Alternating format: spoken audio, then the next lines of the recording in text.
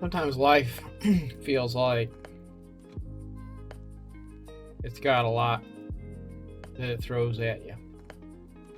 And you kind of feel like you don't know what to do next. You don't know how to be sure of yourself. And I'm reminded of something that I heard once said of aviation. If you're flying in a little airplane and all you know how to do is to fly visual, you're not like one of those commercial pilots with all the instruments to where you don't need to be able to see out the window. Think like you're flying a Cessna or something like that. You fly into a cloud bank, you lose visual ability to fly by sight. They say you should stay true to your last known coordinates. In other words, you keep that plane straight and level. You continue onward. And you trust that the fog is going to lift again. You trust that the clouds will part and you will again be able to see where you need to go.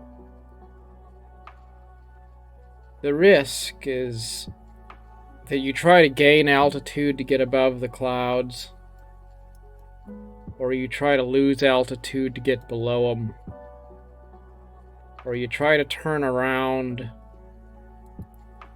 and direction can be confusing when you don't have the ability to see. It's very easy to go too high and get your wings iced up, to go too low and wind up crashing into a mountainside or into the ground. It's easy to wind up turned all the way around and upside down without even knowing it, when all you can see out the window is that white fog of unknown. That's why, despite the risk, sometimes the greater risk is worrying too much about making a correction. And sometimes the best thing you can do is to just stay the course and be patient and understand that the universe has a plan.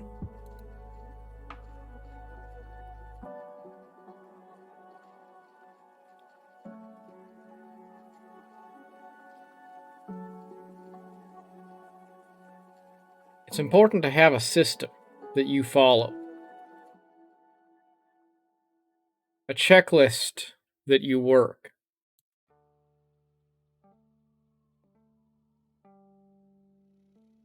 A system that dictates what you do so you don't have to worry about manually establishing every single goal. It's good to just know you do certain things. The way you get up in the morning and you brush your teeth and you take a shower and you put on your clothes. You don't really have to remind yourself that these are things you do because they're part of your life. The more you are able to create systems that you follow,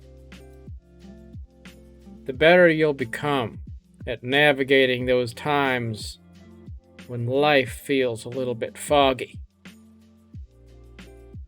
Because you'll be able to fall back on that standard operating procedure. You'll be able to say, well, what do I do in this situation? And then you just do what you set forth to do originally. For me, sometimes the things that make a difference for my sense of peace and satisfaction in my day are things like the fact that I always go for a walk. It doesn't seem like a big thing, but it adds a level of stability into my day. That every day I'm going to go for a walk. Maybe it's a few YouTubers I follow, and every day or every week I always check to see what they have to say. Or an audiobook that I go back to and I always return to it until it's done. Then I move on to another one. Or a video game that I spend some time playing every day until I finish it. Or the job I go to, where every week I have similar duties to perform, which are part of who I am. When we have a sense of routine in our lives, that allows us to stop focusing so much on what are we going to do. And it frees us to focus instead on being the best at what we are.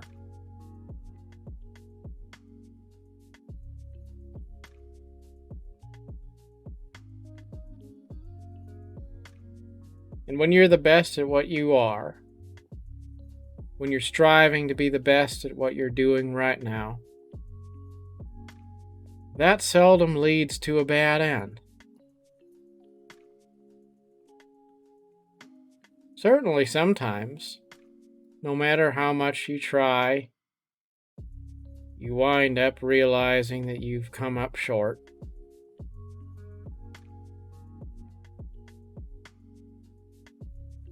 But quite often,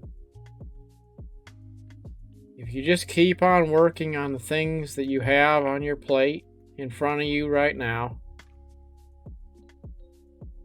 after a while they start to bear fruit. So don't worry too much about getting out of the cloud bank. Don't worry too much about trying to become a master of all things. And just work to continue being consistent at the things that you currently are a steward of in this moment. That's enough. And remember to be positive, remember to be happy, remember to be thankful. As we are all here for just a short time.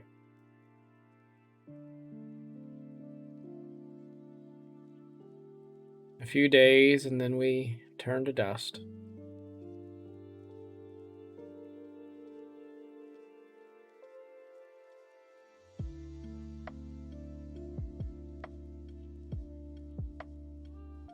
We have time. Just no time to waste. But always time to grow. Time to breathe. Time to think. Time to be. But not time to be bitter. Not time to be judgmental or angry or worried. We don't have time for those things. Life is too short for those things.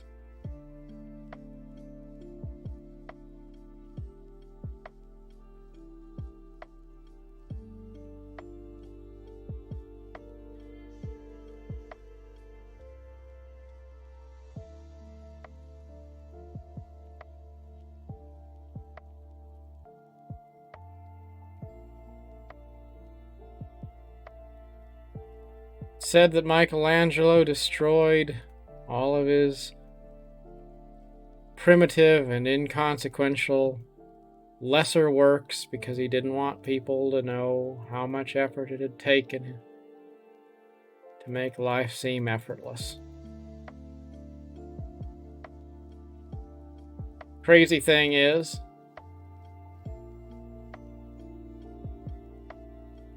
sometimes the act of producing greatness in your life, it's not so much about creating an epic, like a amazing painting or a marble statue. More often than not, it's the simple act of just not giving up on the things that you have currently in your charge. That doesn't seem like a big accomplishment, but considering how few people do it, I suppose it is. So if you don't do anything else, just don't panic and don't give up. That's a good place to start, isn't it? And if you want to take it to the next level, then be thankful for the blessings in your life and don't be mean to other people. If you can do that stuff, you're probably going to be just fine. Till next time. Thanks for watching. Goodbye.